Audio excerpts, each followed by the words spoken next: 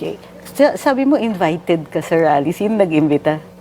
Ang Panginoong Diyos siguro dahil tinawag ako ng Panginoong Diyos at sabi niya, Harold, ang tagal mo na pumapansin ng kalokohan ng gobyerno. Ito, sa harap mo, may kalokohan kang nakikita. Hindi mo ma-i-deny yan.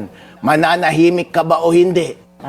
Magsasalita po ako dahil yun ang tama. Dahil ang pagiging tahimik ay pagiging complicit sa isang kamalian.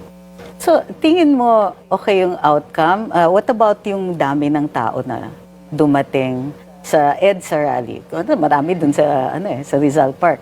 Pero dito sa EDSA? Hindi natin pwedeng paghiwalayin yung EDSA rally at saka yung INC. Okay. Kasi ito yung grupo ng tao na gusto nilang ipakita na hindi pwede na ganito ang pamalakad ng ating bansa. Kaya kailangan tumigil. As a matter of fact, hindi ito call para sa isang kulay lang. Hindi ito para sa iglesia lang. Hindi ito para sa mga Duterte lamang. Para ito sa buong Pilipinas. Lahat tayo, ayaw na natin yung nangyayari. If only we could just make a stand and make a statement na ayaw na natin mangyari ang bagay na ito, gawin na natin. And as far as that thing is concerned, I think the rally was a success. But we should not stop there. Someone should be held responsible, and I think some changes must happen in our country. How are we going to do those changes? For example, sige, the rally is a pressure point, di ba? So, mas malaking pressure point kung mas maraming dumadating. So, sa tingin mo, bakit hindi marami ang dumadating? Kasi marami pang mga duwag sa Pilipinas eh. Kasi masyado kayong naniniwala sa affiliation ninyo. Halimbawa, ayaw nila si Sara na umupo. Hello, wag na tayong mag-deny-deny pa, alright? Kasi kapag paalisin mo si BBM dyan, si Sara ang papalit. Ngayon, pero inasmuch as gusto mong manatili si BBM sa pwesto kasi meron siyang mandate, meron ding mandate si Sara.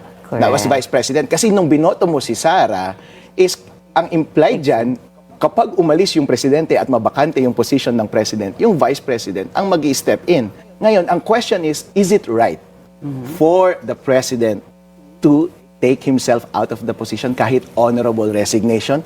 Possible, yes. So, sino under the Constitution ang natural na mag-replace? The vice president, wala akong magagawa doon. Yun ang sabi ng batas.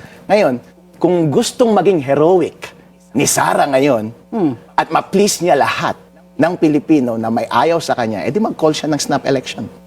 But that's not constitutional. Mag-declare muna siya ng revolutionary government. And there you go. Eto na po. So, kung extra constitutional na rin lang, in for a penny, in for a pound, lahatin na natin. Ganun ba? Yeah, kasi hindi natin pwedeng tipid-tipirin.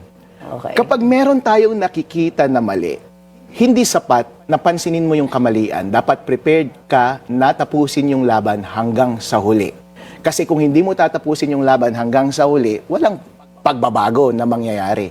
Ang malinaw na pwedeng mangyari ngayon is, I think, BBM, honorably, i-maintain mo yung dignidad mo, sir, at saka yung reputation ng family mo. Hindi kami galit sa'yo, love ka pa rin namin, pero hindi kami satisfied sa trabaho mo. Pwedeng chupi ka na dyan. And then mag-replace kung sino man yung natural replacement. And para constitutional successor. Yes, yun yung constitutional, yun ang makabatas. And titignan natin, kung susundin ng tao yun, edi yun ang gawin natin. Kasi, Trixie, isipin mo, kapag ako ay isang leader, at meron akong integridad, at may respeto ako sa reputasyon ko, at dala-dala ko yung reputasyon ng family ko, and ngayon, parang bulok na talaga yung kulay ko at lahat ng Pilipino sinasabi na hindi sila satisfied sa akin. Ang pinaka-honorable na pwedeng mangyari sa akin na dapat gawin ko is mag-resign ako with honor. Mahalin mo